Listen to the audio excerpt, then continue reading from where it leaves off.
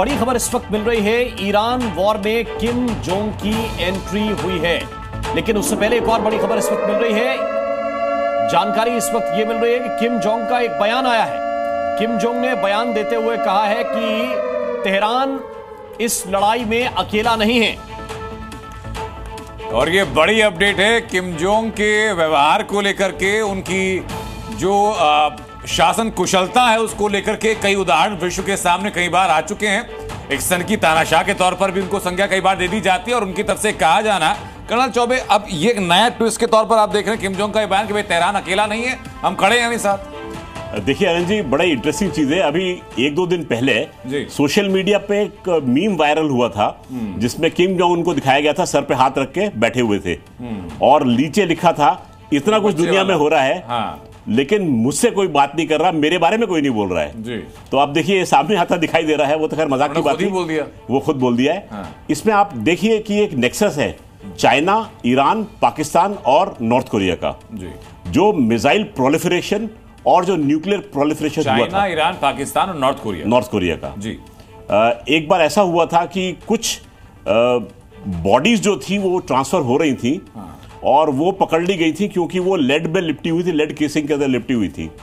तो कहते हैं कि कोई लीक हुआ था वहां पर, हाँ। और किसी देश के साइंटिस्ट जो थे वो उसके अंदर खत्म हो गए थे, तो उनकी बॉडीज को उनके देश में वापस भेजा जा रहा था और ये लीक जो थी ये पकड़ी गई थी और वो बॉडी एक देश से दूसरे देश में शिफ्ट हो रही थी, जिसमें ना तो ईरान का हाथ था ना चाइना का हाथ था, उसमें पाकिस्तान और नॉर्थ कोरिया इन्वॉल्व थे। यहां से लीड मिलनी शुरू हुई कि एक देश जो है वो दूसरे को मिसाइल टेक्नोलॉजी से ही न्यूक्लियर टेक्नोलॉजी बेच रहा है। तो ये इस बात, लेकिन श्याम कुमार जी, क्या बिना चाइना के उत्तर कोरिया कुछ कहेगा या करेगा? देखिए, चाइना नेक्सस तो है और कल मैंने कहा था कि थोड़ी दिनों के बाद अभी नॉर्थ कोरिया का बयान आने वाला है, क्योंकि ये बात सबको पता है कि रशिया, चाइना और ईरान एक एक्सिस में है आज के वर्ल्ड ऑर्डर में और कोरिया उनके साथ है। तो कहीं न कहीं से तो उन्हें बोलना ही था, अगर नहीं बोलते तो चुप ही रहते तो उनका कोई प्रभाव ही नहीं है विश्व में। तो देखिए बहुत दूर है। अब पहली बात देखिए, सबसे बड़ी बात समझिए, पहली बार विश्व में दो देश जमीनी लड़ाई नहीं लड़ रहे।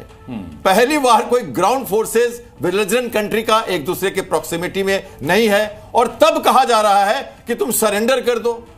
कभी हुआ नहीं विश्व के इतिहास में कैसा, जब ग्राउंड फोर्सेस ना हो और कैप्चर करने का कोई तरीका ना हो, स्टैंड ऑफ वेपन्स यूज किए जा रहे हो 2000 किलोमीटर दूर से, और तब देखिए अमेरिका के प्रेसिडेंट का बयान सही लगता है कि हमारा तुम्हारे चारों तरफ नियंत्रण है।